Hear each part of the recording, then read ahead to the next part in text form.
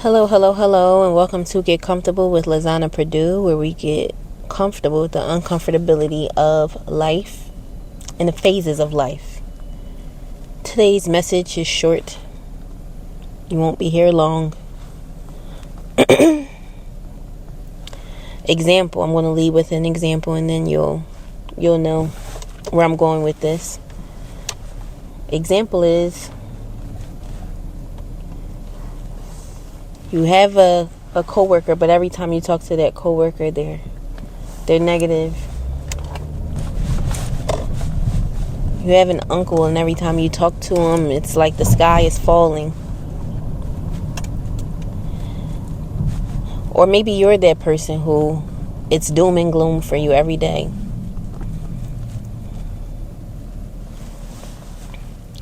Everything is always negative. No matter what you do, it's never right. It's never enough. Let me walk you through a scenario. You ever met a person who nothing seems to make this person happy? A person where you look at them and it's just like it hurts them to grin or to smile, because they're just so far removed from happiness or joy that it's foreign to them. Have you ever met somebody who it seems like they go to the coffee shop, and every time they go to the coffee shop, nobody makes their coffee right? Or you work with somebody and they're always complaining about something every day, every moment. They're fed up, upset, angry. And you find yourself around this person often. And as much as you try to be positive, you can't seem to remain positive around this person because they're so negative. They have the latest gossip. You know? They always know what's going on with somebody else. But deep down inside, nobody wants to deal with them. They're lonely. They're depressed. Low key. Really high key.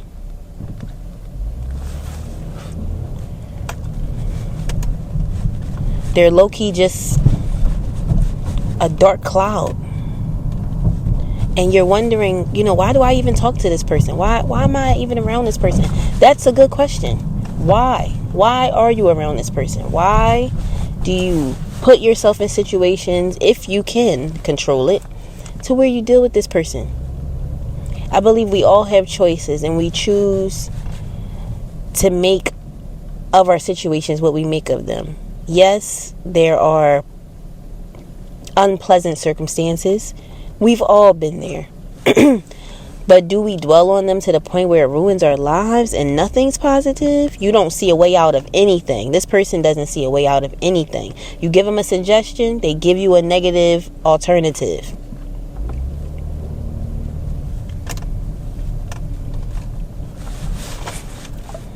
You give them advice, they tell you 15 million reasons why it won't work. And this is every day. I'm not talking about somebody who's recently down on their luck. I'm not talking about somebody who is just in a bad way right now, or even has had a bad way of this year. I'm talking to somebody that for as long as you've known them, this is just how they are. And you talk to this person all the time. The people you surround yourself with are your environment. If your environment sucks, your quality of life is going to suck most of the time. That's just how it works. If you are an adult, luckily, you have an opportunity to fix that, to change your environment, or to make your environment more pleasant, depending upon your restrictions. I gave the example of working with someone because I know there will be somebody who will say, but I work with this person and I have to see them every day. How am I supposed to get away from somebody that's negative that I have to work with every single day? That's a good question. You can't. And that's a valid point. You can't, but you don't have to talk to that person as much as you do. And you can let that person know, hey, I understand that things are a bit tough for you right now. And I know that it's frustrating for you and the things that you deal with are just not pleasant. But I listened to you X amount of times, X amount of days, X amount of weeks, and it's always the same thing. I am choosing to not listen to this because I have my own things going on and I just can't afford it. No, it doesn't cost money, but it costs you your sanity, your energy, your emotional stability. If you ever walk away from a person and you just feel heavy, or a place, it doesn't just always have to be a person. You walk away from a person, place, thing.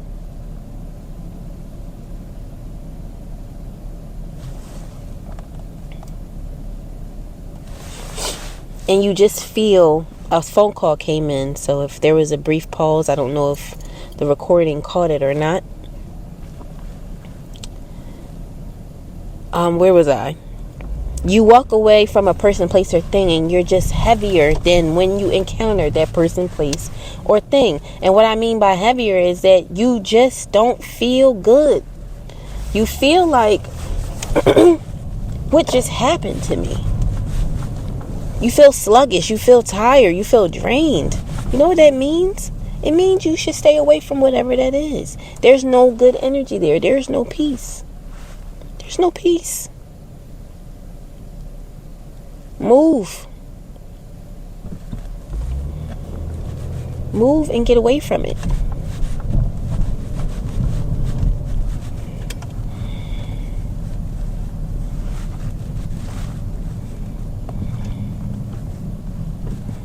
And that's what's just going to have to happen in order for you to be in a different space. And I know it could be hard because maybe this is somebody that you're close to. Maybe it's like a best friend. Maybe it's a sister, a brother, a cousin, your mother, your father. It might not even be somebody you work with. But it could be somebody you love and you care for. But you don't have to take it all in. It's not your responsibility. It's too much. It's too heavy. And it's too costly. So I was going to title this message Pessimism because that's really what it is. But it's so much deeper than that. So I don't know what I'm going to title it yet, but it's probably going to be somewhere around about energy. Because it's just too costly. It's just too much and it's a lot and it's not okay. So that is the message. The message is to, just try to be around positive energy or become the positive energy that you want to see.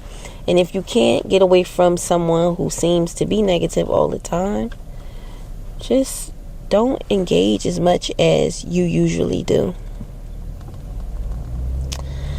I hope this message reaches the ears that it's supposed to reach. And I'm laughing because I know the way that I delivered it is probably silly, but it needed to be said because someone's dealing with this.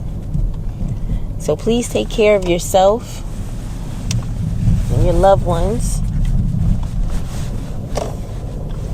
Be good.